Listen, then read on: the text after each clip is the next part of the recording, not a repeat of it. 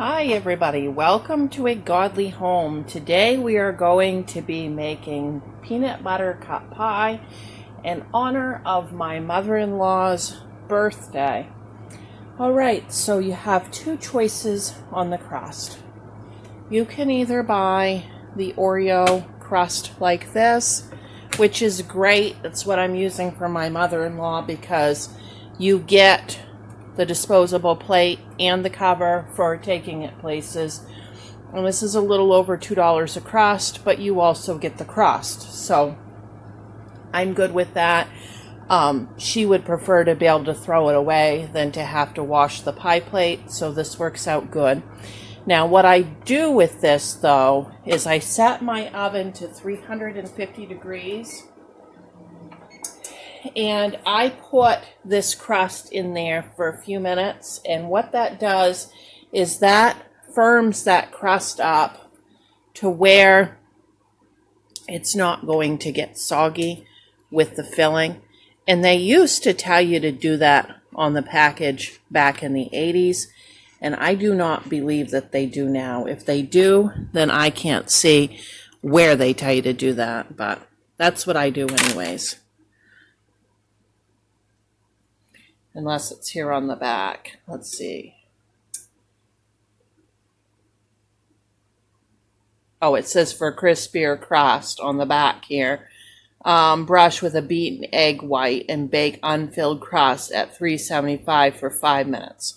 Okay, I'm not doing 375 and I'm not putting egg whites on it. It's just getting baked just like that.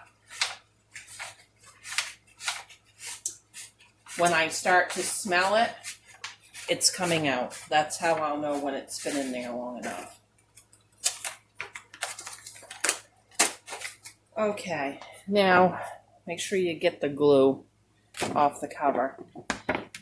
Now, Corey is allergic to the pre-made crust. It has either palm oil or coconut oil in it.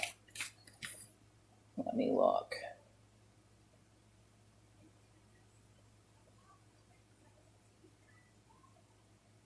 Palm oil.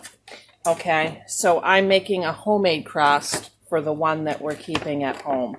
The homemade crust actually tastes better in my opinion anyways, and it's not really very hard to make. So let me show you how we're going to do that. I'll pop this in the oven when I pop the homemade crust in. That way they can bake together. All right, I need 2 cups of something for my crust. I'm going to be using the Stouffer's chocolate animal crackers from Dollar Tree.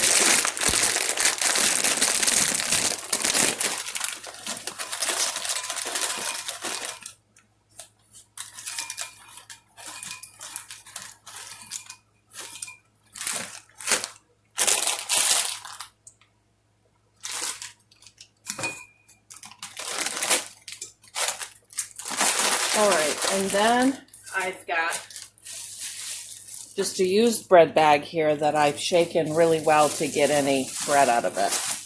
I'm going to pour those right in there.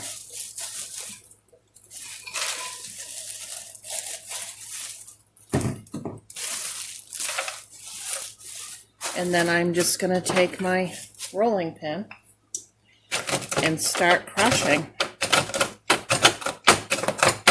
I like these to be somewhat chunky. I don't like them as finely crushed as a store-bought crust.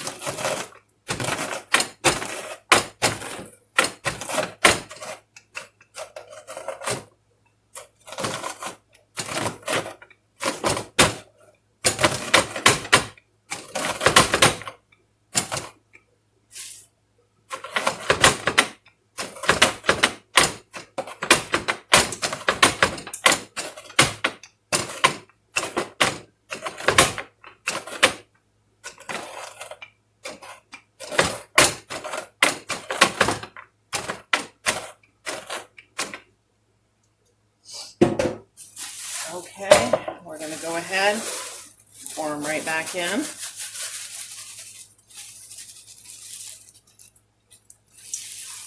then we can throw that bread bag right away. I'm just going to check it. I got a few bigger pieces here. I'm just going to crunch up with my fingers if I miss some.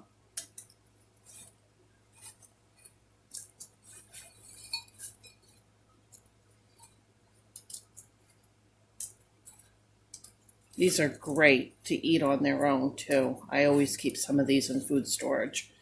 Okay, so you got like that, different chunkinesses. Now I'm going to add to that 3 tablespoons of sugar,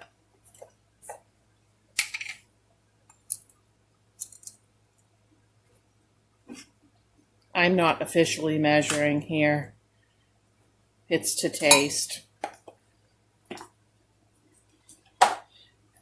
Stir that up together. And then 1 stick of melted butter.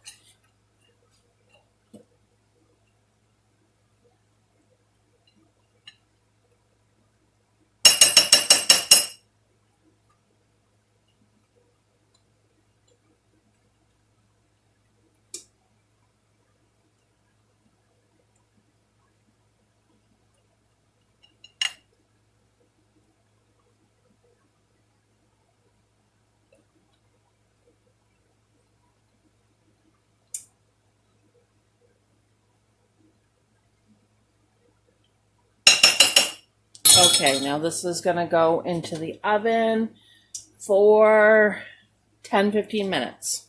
We'll know on this one because it will be crunchy. Okay, while those are baking, we're going to go ahead and get the filling started. And I am going to make 2 different kinds of filling at the same time because I am in a super hurry. I've never done it at the same time before, but I have 2 hands, so it shouldn't be a problem. Okay, we're going to put 4 cups of milk in each pot.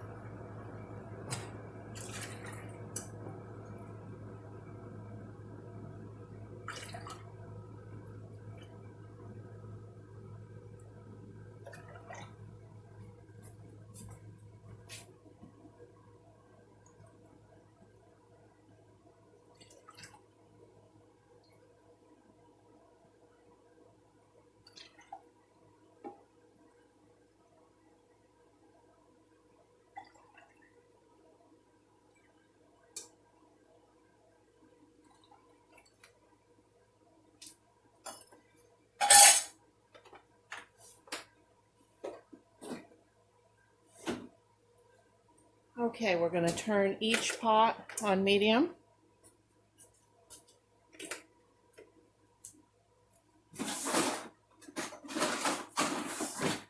Remember, this is making enough for 2 pies. So if you're making 1, cut your ingredients in half.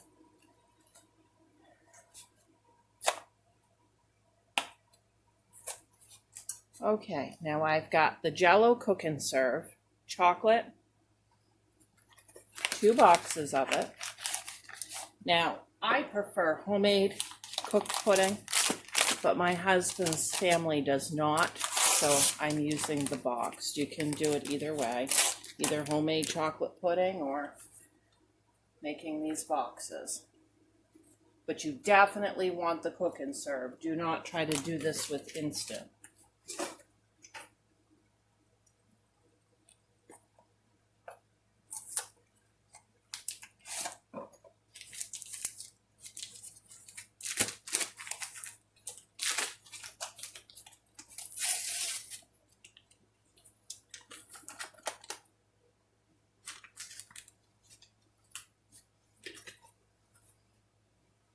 Okay, I'm going to take just a second and get this whisked in.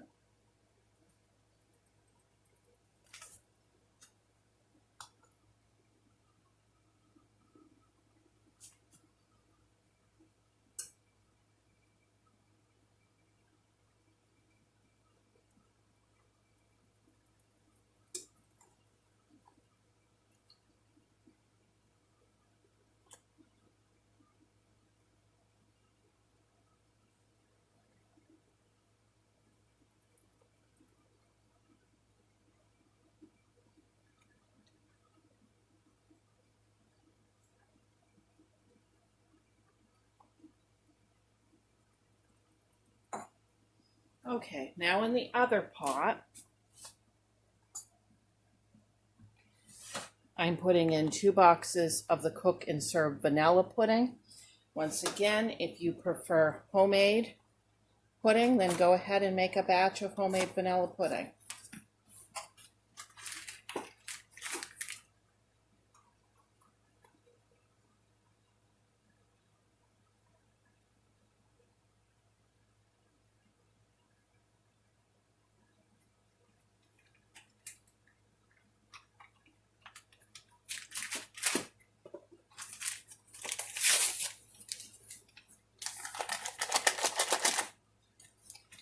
The only way that this is a little bit faster, in my opinion, than the homemade is I just check the box and you just bring it to a boil, whereas the homemade, you have to boil it so many minutes, depending on your recipe. But for me, by the time I get all these packages opened, I could have had, my homemade ingredients in there, but if this is what they prefer, this is what we'll do. So I'm going to go ahead and get that one whisked up really well.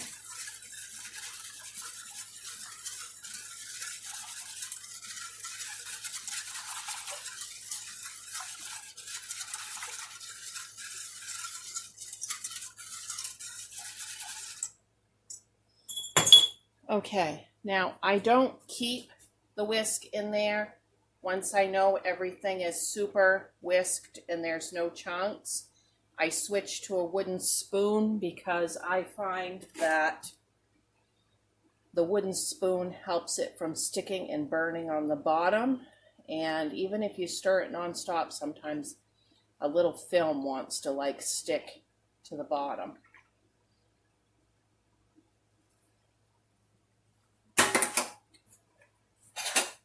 Okay, so stirring this nonstop until it boils. I have 2 hands, so I'm just going to keep both moving continuously. All right, I'm going to shut the camera off. Okay, this one's out. It took exactly 10 minutes in my oven. The homemade crust is still in there. I just set the timer for another 10 minutes. Okay, guys, I'm still stirring. Nothing's boiling yet, but I've got quite the motion going here. I'm getting it down packed. I might do this more often, save myself half the time of standing here. I feel like I'm conducting an orchestra here with both arms going together like this with these spoons that are like batons. It's cracking me up. I feel like I need some music, some orchestra music. Okay, 20 minutes on the homemade crust. It's perfect now. All right, back to stirring these puddings. They're very close.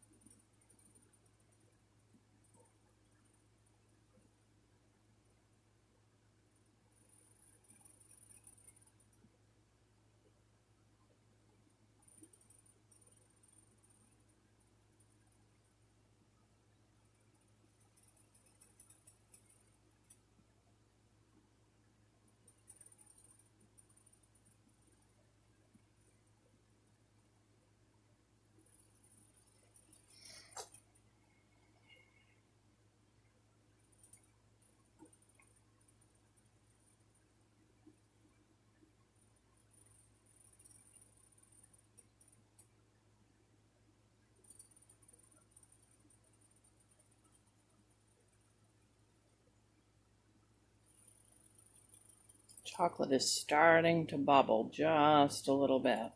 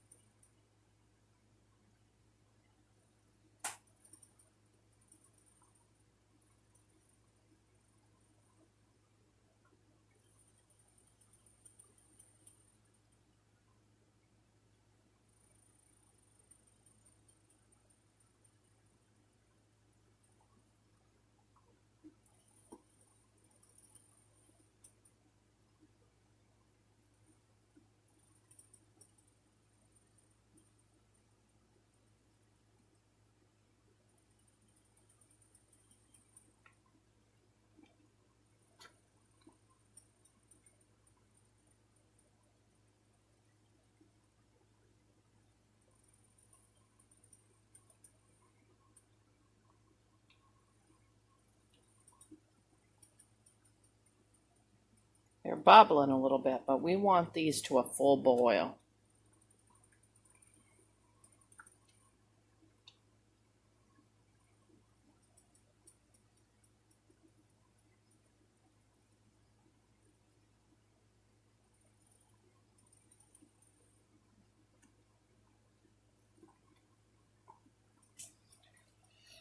Okay, we've got this one.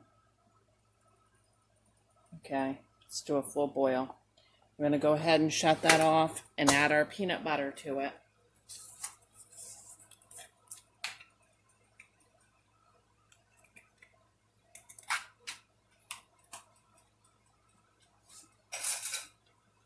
I don't measure this, guys. You're just going to have to go by roughly what I'm showing you. Probably close to a cup of peanut butter, maybe 2/3 or a cup. Okay, now my chocolate's fully boiling over here. Go ahead and shut that down. Okay, back over here, stir our peanut butter in while it's hot.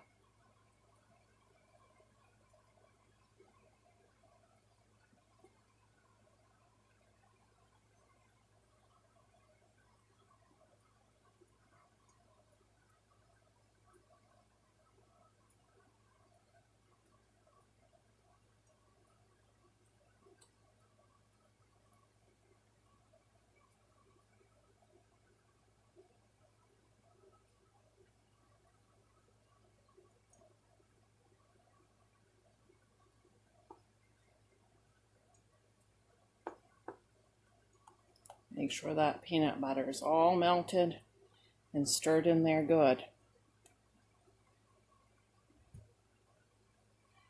Okay, we'll put these in our crust. Let's see if I can get you a better view here.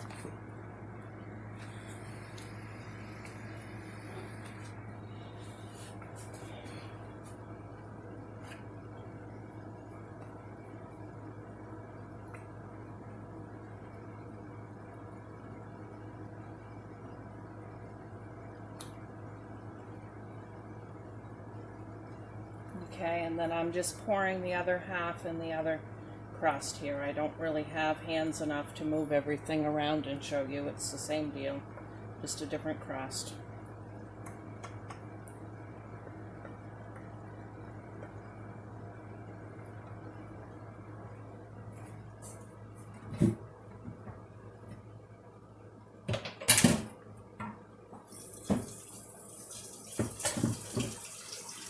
Getting some water into that kettle immediately.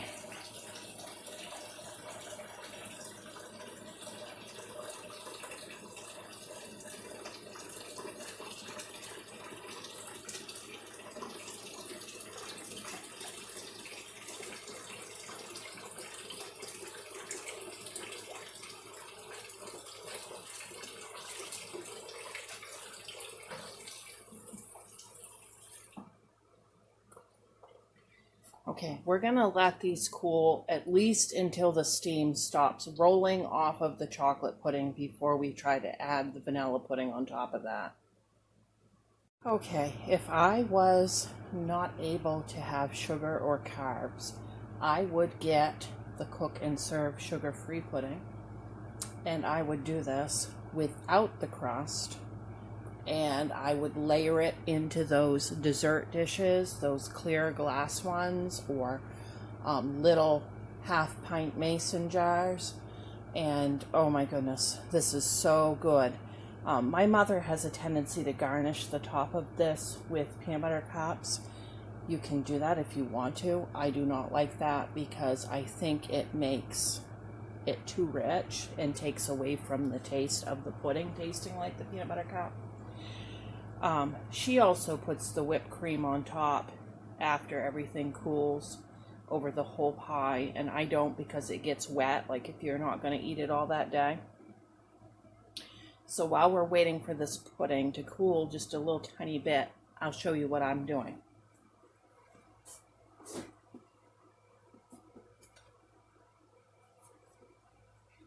I will cut and serve the pie without the cream on top. Then my in-laws prefer whipped topping or Cool Whip on theirs. I couldn't get the actual Cool Whip. My store was sold out.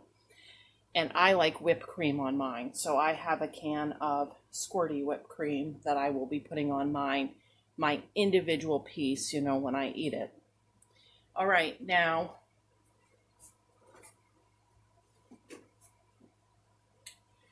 this is what you're looking for before you add the other.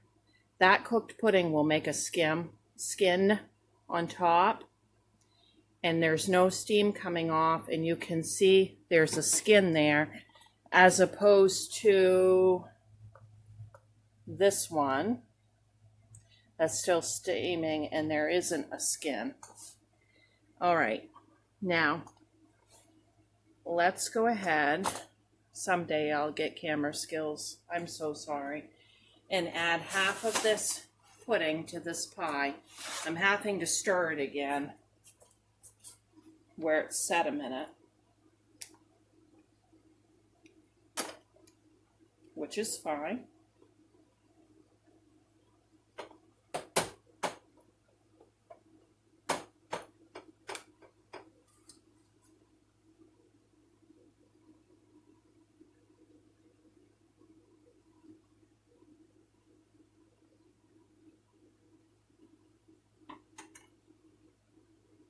Then just very gently work it to the edge because I don't want to disturb that other pudding. I want this to be two very distinct layers. And we're still waiting for the other one to cool. Received this beautiful bacon press from Becky, my viewer, in the mail. I had seen one on TikTok and had shared it with her and just casually asked if she had one, and she ended up mailing me this one. So it's just setting up over the bacon. Look how beautiful that cooks it, and it takes all that grease right out. And then here are a couple pieces that are done.